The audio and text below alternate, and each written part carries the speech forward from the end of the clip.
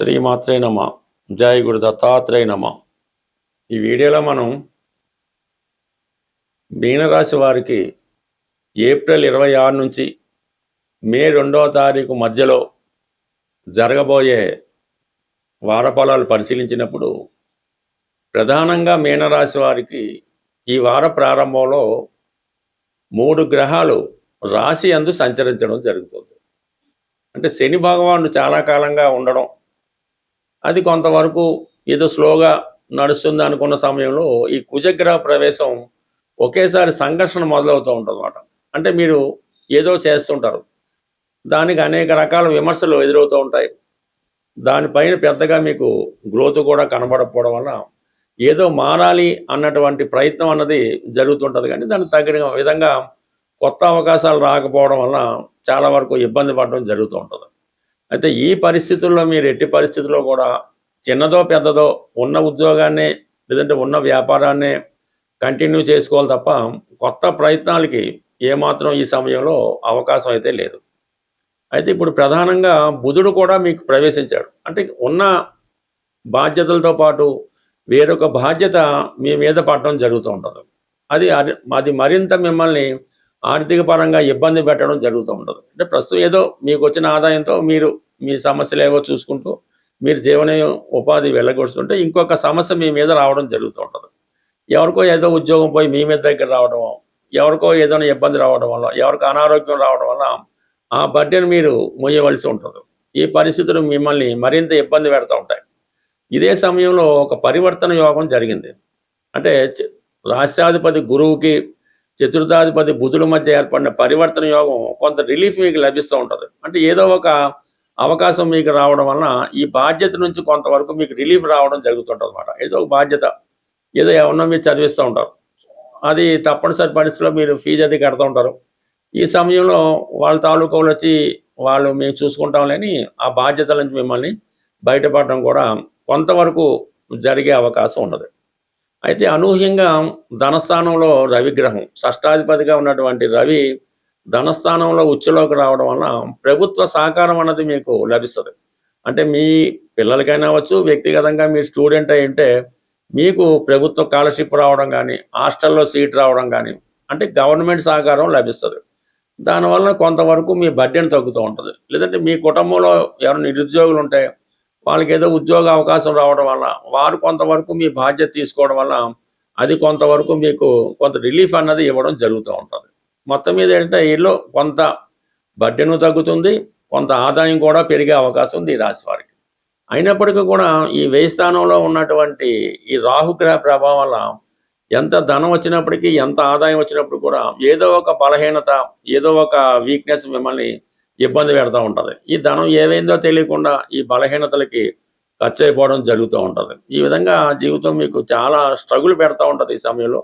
ఈ సమయంలో మీరు ఒక కఠినమైనటువంటి నిర్ణయం తీసుకొని చాలా స్ట్రిక్ట్గా నిజాయితీగా ఉంటూ గతంలో ఉన్నటువంటి బలహీనతల నుంచి బయటపడి ఒక సింపుల్ లైఫ్ గడిపితే తప్ప ప్రస్తుతం ఉన్నటువంటి సమస్యల నుంచి బయటపడడం కష్టం. బట్ ఏదైనా ఈ పరివర్తన వల్ల కొన్ని మార్పులు మీకు కొద్ది రోజుల పాటు రావడం జరుగుతుంటుంది. అదే కంటిన్యూ చేసుకుంటే నెమ్మదిగా మీకు మీ యొక్క ఆరోగ్యం మెరుగుపడుతుంది, మీ అలవాట్ల నుంచి బయటపడతారు. అలాగే కొంత ఇంప్రూవ్మెంట్ కూడా మీ యొక్క జీవన విధానంలో మారే అవకాశం ఉంది. కాబట్టి ఏదైనా మార్పు అన్నది మీ చేతిలోనే ఉన్నది. కొన్ని అవకాశాలు మాత్రం రెడీగా ఉన్నాయి.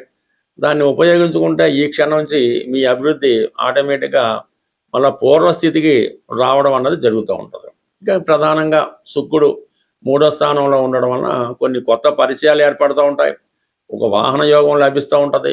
గతంలో కన్నా కొంత మంచి మిత్రులు రావడం వలన కొంత రిలీఫ్ అన్నది మీ లైఫ్లో కనపడడం జరుగుతూ ఉంటుంది. బట్ ఏదైనా రాశి యందు ఉన్నటువంటి పాపగ్రహాలు పక్కన పెడితే 2వ స్థానంలో, 3వ స్థానంలో, 4వ స్థానంలో ఉన్నటువంటి ఈ గ్రహాలు మిమ్మల్ని కంప్లీట్గా మీ యొక్క ప్రయత్నంతో ఒకదానికొకదాన్ని సహకరించుకొని మీ ప్రతి సమస్యకి చివరికి మంచి పరిష్కారం దొరికే అవకాశం ఉంటుంది. ఈ పరిహారాలు చెప్పే క్రమంలో ఇక మనం జీవితంలో ఏది సాధించలేం, అన్ని దారులు మూసుకుపోయాయి, ఏ మార్గం లేదు అనుకున్న పరిస్థితుల్లో మీకు ఏదైనా ఒక పుణ్యక్షేత్రంలో అంటే ప్రధానంగా శ్రీశైలం, ఈ శ్రీశైలం పుణ్యక్షేత్రంలో అనేక ధర్మసత్రాలు అవి ఉండడం జరిగింది. వాళ్ళు పడుకోవడానికి అకామిడేషన్ ఉంటుంది, అక్కడ